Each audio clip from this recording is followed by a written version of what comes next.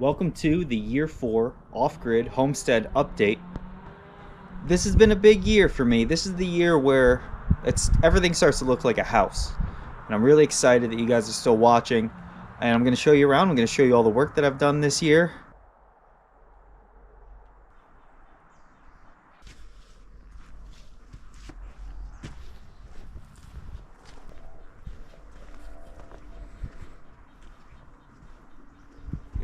Technically it's actually the 5th year, but year 0, I'll call it year 0. I found the land, I bought the land. The reason why I started this series is, number one, to record it for posterity, so when I'm an old man I can look back and say, wow, I really did that.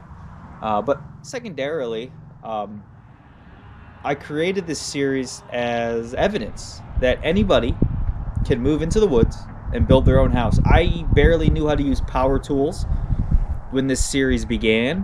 I didn't know anybody in Alaska. I didn't even have a job in Alaska. I was making $2,000 a month with some online gig work.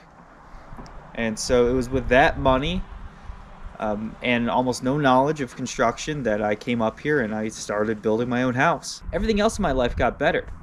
I was able to make even more money and dump even more money into the land, into the house project.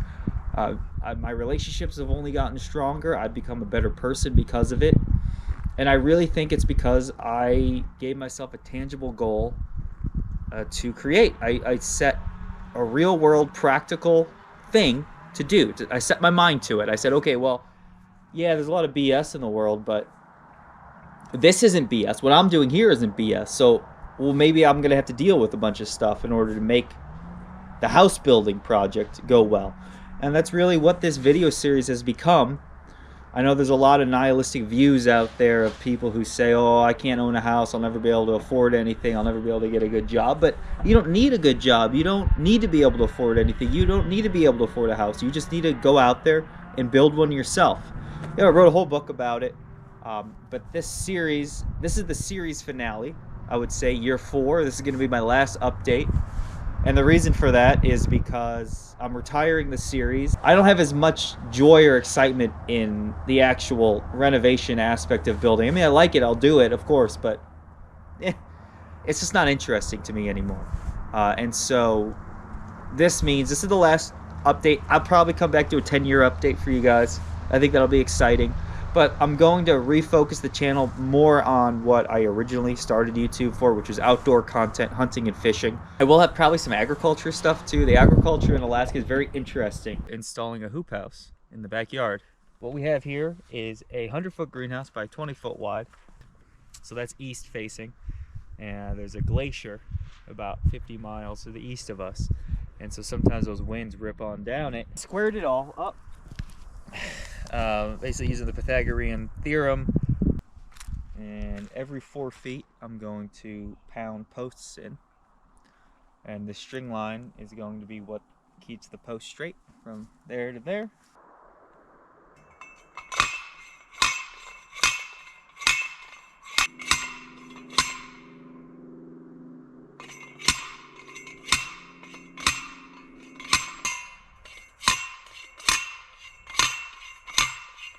When I'm putting in the support posts for the greenhouse, I want all of the posts to be the same height.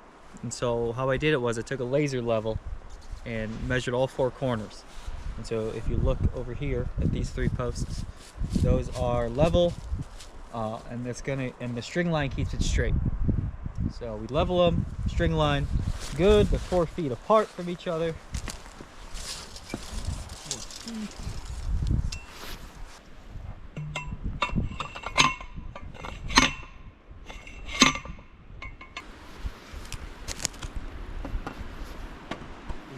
Look for a level that way.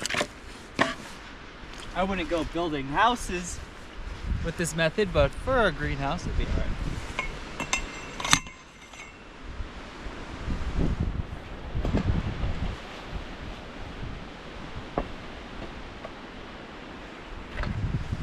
And here's a little tip for you. If you need to stain wood, which I'm doing, just take your used motor oil and some diesel, throw it into a bucket, and then use a paint sprayer Now these are 2x4s I got from the local sawmill. I'm going to be using these to put in between the greenhouse supports, columns. And now I called up the manufacturer to see if I could use this machine for spraying diesel and oil mixture. The manufacturer told me absolutely not, don't do it, it might explode. So here we are outside, hoping it doesn't explode.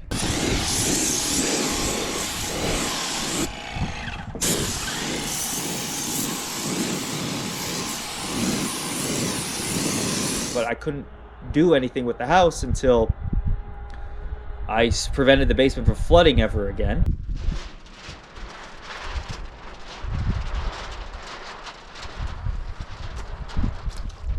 We can stop this for a couple of weeks until I can get an excavator in here. It's all the other water that was unexpected. A rain, I just talked to my neighbor. I mean, basically a hurricane, 75-mile-an-hour winds, and rain for 3 days straight, and in January. So, I mean, for all intents and purposes, it is a hurricane that came through here. And that's why it looks like the way it does. Everything that was on the ground, we're getting dried out. The couch still drying out. You can see all this dirt. This is all the soil that came in with the flood. So we're working on that. About 4 weeks from today, we'll be able to get an excavator in here and really do permanent solutions for the backyard. But right now, I got my temporary siding here. And so you can see it drips down from the roof. And that comes down here. And the big problem was it was coming in here and then going right to the basement. And so I have these temporary, I'll call them gutters, ground gutters, and then this is making the water, catching the water from here, having it go downstream and then away from the house. I gotta wait at least 4 weeks before I can get any heavy equipment back here, so this is the best I'm doing right now, but it'll be fine. We'll stop it from flooding again. And it's crazy how the weather changes so quickly here. Last week it was sunny. I showed you guys that. The thermometer is reading 90 degrees in the sun, and now it's snowing again. This is really where the snow cleaning shines. You can see the hide really clean up nicely.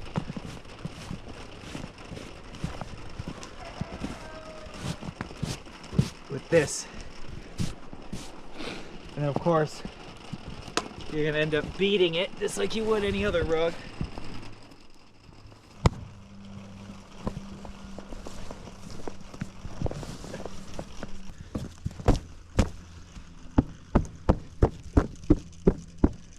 Also, I needed to build a wraparound porch, and so there's no way I could put that metal around the house once the porch was built. So I had to do the metal first, then I had to build the wraparound porch, and the reason why I needed a wraparound porch is so I could reach the windows to install the windows on the first floor. And I can't move into the house until the windows are in because there's big holes in the house. It's not going to hold heat without windows. Also, I needed the wraparound porch so I could finish the second floor and you know, put Tyvek up over the second floor, so I could block the airflow and then insulate the second floor, use it as an attic for the time being. So there's a lot of construction projects that had to be done, and because I'm in Alaska, the winter is always on my mind. Winter is always coming, and so there's only so much work you can do in a given year, just in terms of time. Even if I had infinite money, if I was doing all the work myself, if I had infinite money, I would just hire other people to do it for me. Okay, but let's just say, for the sake of argument, if I had infinite money, I still wouldn't have time to build the whole house in a season. I'm just not that good. I don't have that much experience. So it's going to take me a few years regardless. But anyway, so that's where we are now. We're in year 4. So year 4 was a big year because, one, I poured tons of concrete, 11 tons of concrete, 12 tons of concrete, quite a few tons of concrete. I'm calling this little chapter of the project my concrete chapter. You know, Picasso had a blue period. This is my concrete period. The women have red periods. Okay. But anyway, I gotta pour a shit ton of concrete, guys. And I'm a little delirious from all the digging and carrying 80-pound bags of concrete. So here we go. Here's a trench I dug. It looks pretty good. And this is 20 feet from the house, and this is going to hold back this wall. And so I had major flooding issues in my walkout basement. I've been having them, but this past winter where it didn't snow, it just rained, the ground was frozen, all the water went into the basement. So I excavated all this out here. That means I have to hold back these walls, and so that means I gotta lay concrete. And it's Alaska, so you want to lay concrete below the frost line. The frost line for me is 48 inches. So this whole trench is not 48 inches. I am cutting corners because I'm not putting buildings on top of it, but I did dig 4 feet down here, which is, you can see the string line. This is where the porch is going to go. So this is the footing for the porch will be here. So for the footing for the porch is below the frost line. Hopefully that stops the porch from frost heaving, but the rest of it is only 24 inches. I don't even want 24 inches. It's, what are you gonna do, sue me? It's a lot of work. Anyway, I got a bunch of concrete, so I'm buying pallets at a time from Home Depot, but my truck can really only handle a pallet at a time. I hauled the concrete, split it up, bed, and then snow machine trailer. I can't just put the full pallet in my truck, it's too heavy. I can't put the full pallet on my trailer, it's too heavy. So that means I need to hand load it at Home Depot, and then I need to hand load it because I got to get it off because it's going to rain. If it rains, it's ruined. So now I got to put it in the basement. We're out here with the concrete pour, me and my buddy Gunnar. Gunnar has 15 years experience, 50 years experience. 3 hours. 3 hours, 30 years experience, this guy. So he brought over this nice toy here instead of a wheelbarrow, and then we laid the rebar down over some old fencing I had. You can kind of see that. Get that off the ground. Here's our pour. 32 inches. The rebar sticks out at 55 bags of concrete.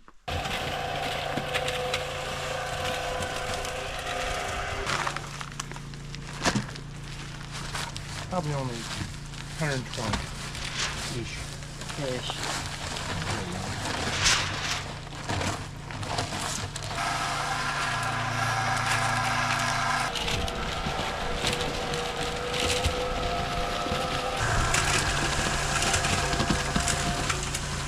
4 blocks high on this side. You can take a look here. I got the rebar down here.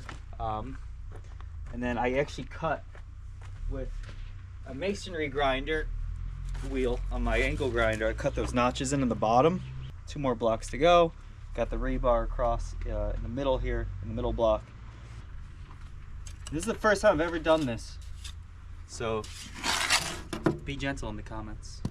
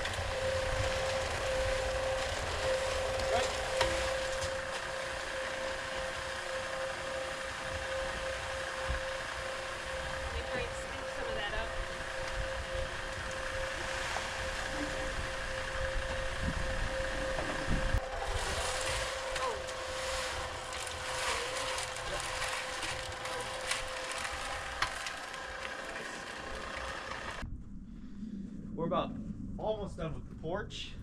I got all the concrete poured, so the footings go 4 feet down. I soaked these in diesel and motor oil. I actually soaked all of the framing in diesel and motor oil. I use structural screws on the outside, and then I have hurricane ties on every single joist. And then I have the joist hangers here built out. Everything's to code. And super strong. It's actually built, I was running the math on ChatGPT, this porch will be able to hold 30,000 pounds of snow. These are 16-inch on center.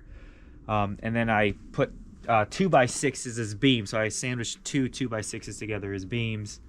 And then for the tops, I saved some money on the brackets. I could have gotten metal brackets, but instead I just used structural screws and some 2x6s to sandwich that on top of it. It's just as strong structurally. It saves me a little bit of money. Actually, I kind of like the way it looks. It looks blocky. It looks strong. Take a look at the apple trees. I know a couple of my followers only follow me for the trees, which is fair. They're more interesting than I am. And so they're looking really good. This is all new growth, this entire branch right here from this year. A lot of this has to do with fertilizer. So I put salmon in the soil. So we got some wildlife here in the orchard. There's 2 sandhill cranes in the back. I'll zoom in on the video. And that's great. A trial here. I put field peas all over the apple orchard to try to fix nitrogen and outcompete the grass and the weeds. You can see these are huge. These are very tall field peas. They're flowering. We're gonna get peas off of them. When I put them in, I thought they were perennials, but they're actually only annuals. So the clover though is doing great. You can see all this white clover. I planted that last year, and that's starting to overtake the horsetail in the grass. And so I'm just trying to get nitrogen fixing plants in as many places as I can. The dandelions are fine and the fireweed's fine because the bees like them. We lost one this spring. We actually lost 2 trees this spring. But this looks good. This guy grows them in a greenhouse for the first 2 years of their life. But they're doing just fine outside. I got them staked. Another year and they should be hardened up they won't need stakes. This is a Premier.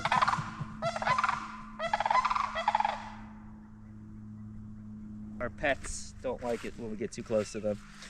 This is a Premier Honeycrisp. This is a Honeycrisp variety that fruits earlier than the ones that you buy in the store. So it's a mutation, and they grow really well up here. You can see how much taller these are than all the other trees. So I'm really excited for these, and we're gonna make a lot of juice with them.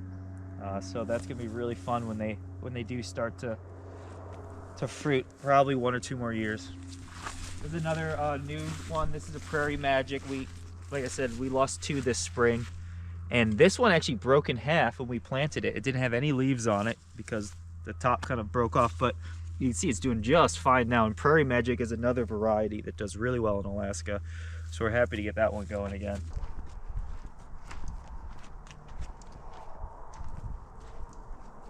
So this is the first year that I'm going to grow corn up here in Alaska, and I'm here on the Kenai Peninsula, and so that means we have cooler weather than the interior, for example, and that means that in the springtime the soil doesn't get to 50 degrees sometimes until July, but that's okay because basically you put down plastic like this just right against the ground, and then you plant in the rows. And then you got to get the soil temperature to 50 degrees for this corn to germinate. And once it pokes through the plastic, I mean, you're good to go. This is a lot of my salmon carcasses in this, and then I put manure in there, and then topsoil in there as well. So there's a lot of nitrogen here in the soil. Well, and these right here are my pride and joy. Corn. We got 2 ears of corn growing on that one, and quite a few other ones. A lot of people use low tunnels or high tunnels, and that certainly helps. It makes them grow faster, but as I see it, I don't want to grow corn unless it's the easiest and laziest way possible. And it looks like we're getting quite a few ears doing the easiest, laziest way. And so I'm going to collect the seeds from the biggest ones, and I'll just continually breed the biggest corn. So hopefully over a couple of years, my Yukon Chief corn will become adapted for this climate that I live in. Everyone in Alaska kind of has a microclimate, so this will be my microclimate corn. More cranes. Oh, more cranes. They're flocking up. They only do that at the end of the summertime. They're getting ready to migrate. What you're looking at here is a hole that I dug last fall, and we're standing on peat soil, and it's heavily waterlogged, so that is not the water table. When I dug a hole, it was dry going down, and the water percolated in from the sides, which tells me that this soil, this peat, is heavily saturated with water. But It means there's a layer of clay, I don't know how many feet below us, it could be 100 feet down, that is maintaining this moist soil. And so a problem with peat and with the climate in Alaska especially is that the plant material will grow faster than it can decompose. And so what you have is this anaerobic soil where there's not enough, well, one, there's not enough nitrogen, there's not enough gas in it, there's not enough bacteria in it, there's not enough life living in the soil. It's waterlogged, it holds a lot of material, as you can see there, but there's no nutrients in this soil, or there's no nitrogen in the soil. You add nitrogen to the soil, it becomes a super fertilizer, but without nitrogen, it's just a bundle of grass and moss. And so you can see this really dry stuff here, and it, you know, that's nice looking soil right there. Now that it's dried out, add some nitrogen to that, you can grow anything you want. So I got 15 acres of this stuff, which is worthless, so it didn't cost me a whole lot of money to buy, but I have an idea, and my idea is I'm going to spread manure on it, which is full of nitrogen, and plant grass, reed canary grass, which absorbs water very quickly. And so what I'm going to do is turn this peat soil, this waterlogged peat soil, into pasture, into a way for me to turn it into biomass that I can harvest and feed to animals like cows. An interesting history lesson of this land is that it was either covered in glaciers or it was the edge of a glacial lake, Tustumena Glacier specifically, and the glacier recession probably happened only a few thousand years ago. And so right now we're dealing with a climate that's warm enough to grow more crops, but the ground itself has been so compressed with ice, and it went through a very rapid cooling phase that has created this layer of peat that is self-perpetuating at this point. And so I need to introduce a foreign element to it to change it into a more productive patch of land. So now you got to mix it into the soil.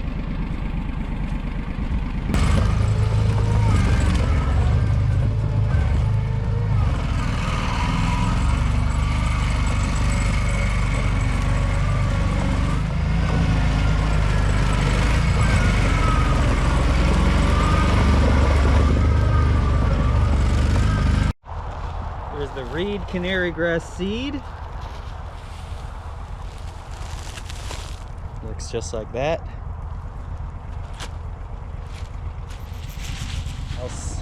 Alsiki clover. It only lives for a couple years, but it's very tolerant of cold, wet soils, which is what this is. So, oh, this is a pretty looking seed. Look at that. It's very pretty.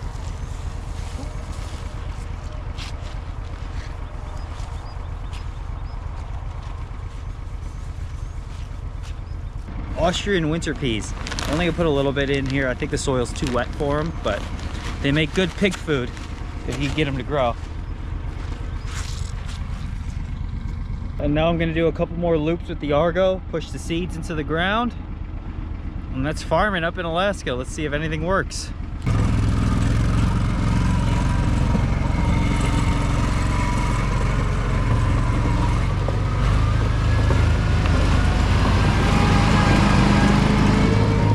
There's an evaporation that occurs around 40 to 35 degrees.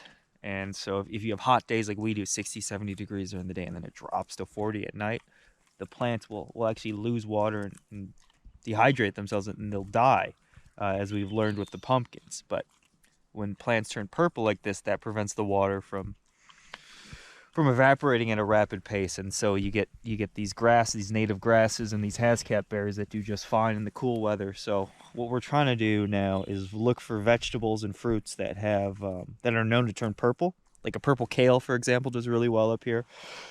And so we're just looking for purple plants now for the Alaskan climate. And so this is a lupin. You can see it's native here. You see that purple stem, that color. So we're putting 1 and 2 together here, and we're realizing we need plants that can turn purple instead of dying. So we're working on it. There's a lot of varieties that are purple. So we're gonna buy a bunch of seeds next year. I mean, look at the fireweed here. Look at that. See how it's turning purple at the edges, but it's not dead? That's what I'm talking about. Look at that purple stem. It's the middle of August, and you know, the last video you saw was me planting the swamp back in May. Let me just show you around. We've had a lot of success with this type of soil, and I think it bodes well for the future. First of all, let's look at the water table. So in the spring, this is right at the surface right here. I put this willow tree there, but that's actually growing. But you can see how deep it is. That's about 2 feet, maybe a foot and a half, 18 inches, let's just say. So the water table has dropped 18 inches in the summertime, and that's more than I expected it to drop, but it's to be expected. We've had a relatively dry summer. And of course in the spring when everything's melting, it's gonna be higher. So that's been interesting to see. Another benefit about this land is that, look at that, I can just dig a couple of holes like that and let animals water themselves. The end results of planting this waterlogged soil, just spreading some manure on the surface with the Argo, and look at that. You can see that vivid growth right there, and that's exactly what I wanted to see. The nice thing about this soil, I don't have to come back here and water it at all because it's so wet. So it's great. And you see this, we got some chickweed. This is just from the manure coming up. This too is from the manure, whatever that is. And this is my canary reed grass, and then my Alsike clover, Alsiki. Someone in the comments tell me how to pronounce that clover strain. But this is looking just beautiful. Wow. And the reason why the grass is so important is because I need to be able to make hay to feed animals for 6 months through the winter time. You know, I can let them graze, it's fine this time of year, but I need to be able to produce more than they're going to eat. And look at the clover here. This is a great patch. That's just doing incredible. Look at this. Wow. And then I got to show you guys some of the coolest things. Holy crap, is that clover? Look at this clover. Massive, just massive. Wow. It's like the size of my hand almost. Very, very cool. Very cool. Now I did have field peas going in here. There you are. Here's the field peas. Field peas doing great. Look at that. We actually have pea pods. And I was concerned about the field peas because I thought it was going to be too wet, but nope. Perfect. And so they're already going to seed. You can see how big these are. This one's still flowering. And I only put, oh, look at that. That's a good one. Look at that. Tall too. So the thing about these field peas is that it's kind of a gamble. I thought they were gonna rot, to be honest with you, but they did great. So next year I'm gonna clear out a lot more of this land, maybe a whole acre. My neighbor's a farmer. He's got a big pile of manure. He said he could just give it to me, so that's nice. So a lot of tests, a lot of studies, but great success this year, better than expected. Everybody told me it couldn't be done. Everybody was saying you're not gonna be able to grow anything, blah blah blah blah blah. They were wrong.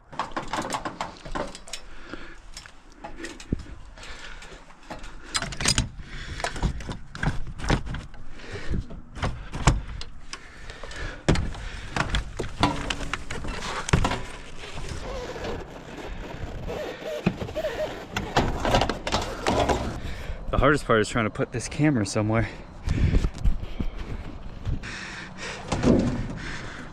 How's that look? It's a little off-center. Should I try and move it? Yeah, try to get that male piece. There you go. Yep, there we go. Nice. That's a good height. That'll drop the whole house. And up there, it's a great horned owl. And I need to get the decking put in. The lumberyard will have my decking tomorrow, and then I can reach the second floor with a ladder. Well, there he is.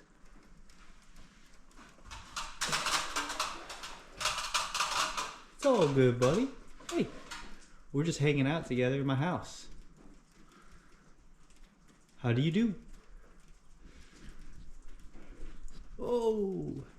The shrews, the mice, they'll girdle your apple trees. Will kill them pretty quickly. So having owls in your orchard is exactly what you want. And so when I build the second floor porch, I'm gonna have to put a I don't know, a little stoop or something for him to sit on.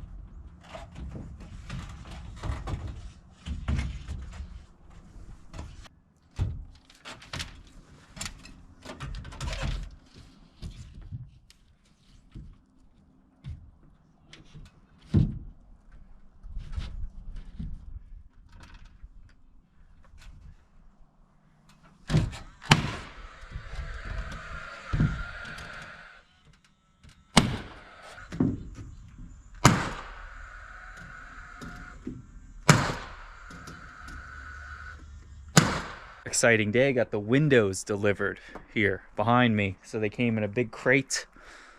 So now I got to unpack them and install them.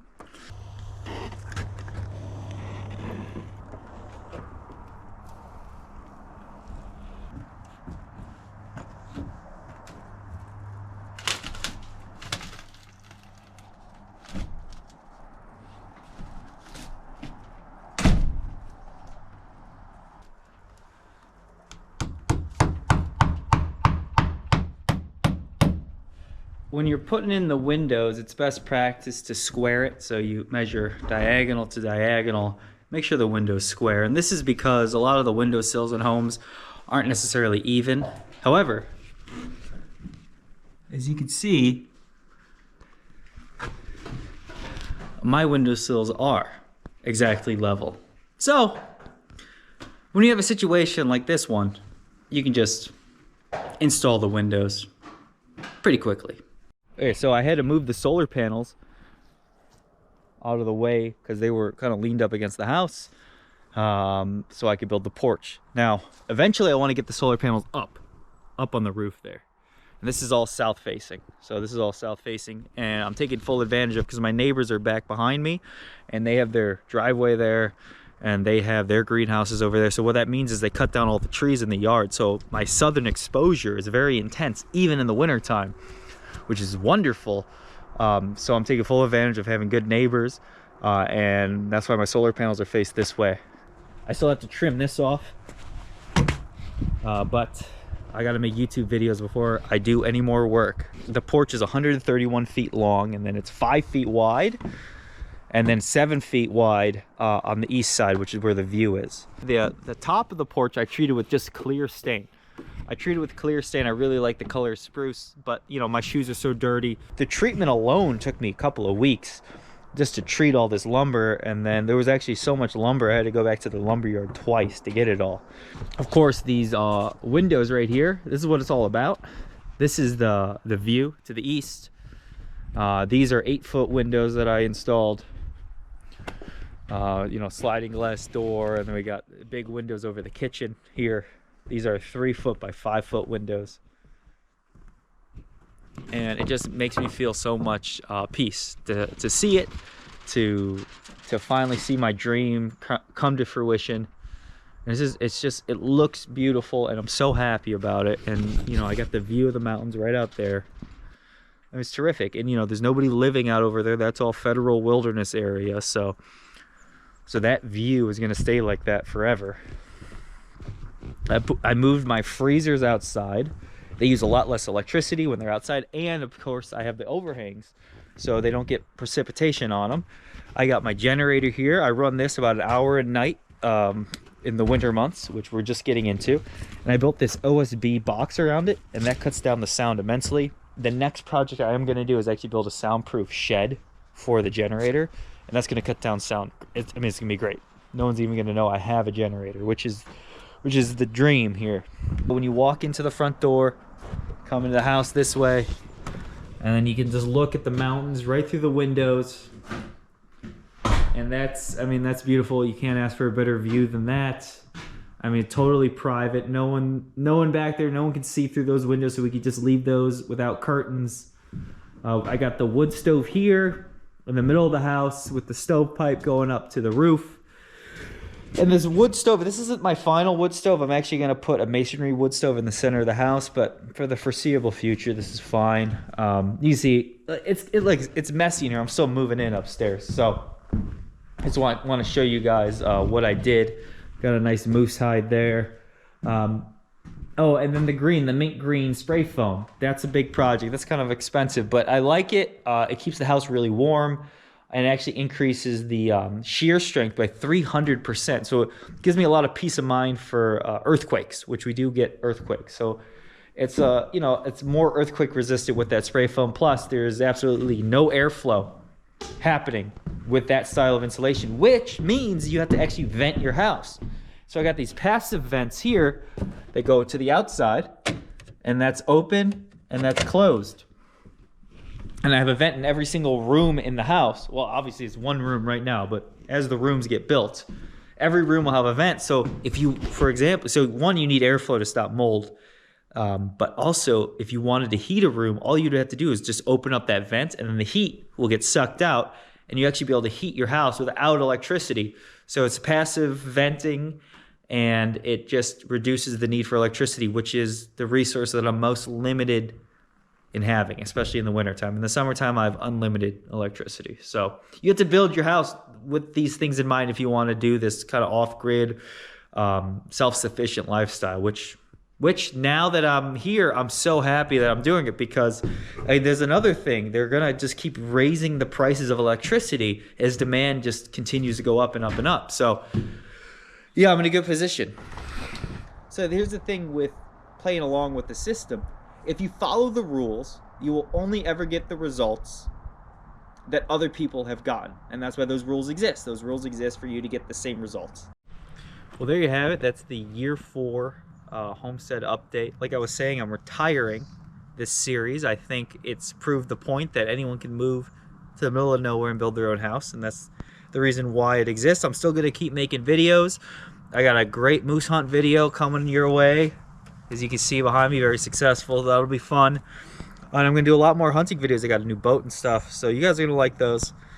Take a look at this corn. This is we got about 20 ears about this size. They're about the size of, they're small corn. If you guys are from down south, you're going to be laughing at the size, but we're very happy with it. Fully developed. And so we're drying these out now for seeds, and we're just going to keep growing corn. We're going to try sunflowers next year. So we're going to try to grow food for chickens. Basically, we're trying to become self-sufficient with chicken food. If you like that video, subscribe. A lot more interesting videos coming your way. Thank you so much for watching my 4-year journey of building an off-grid home here in Alaska. And I'll catch you guys on the moose hunt coming up. Wild West Trail.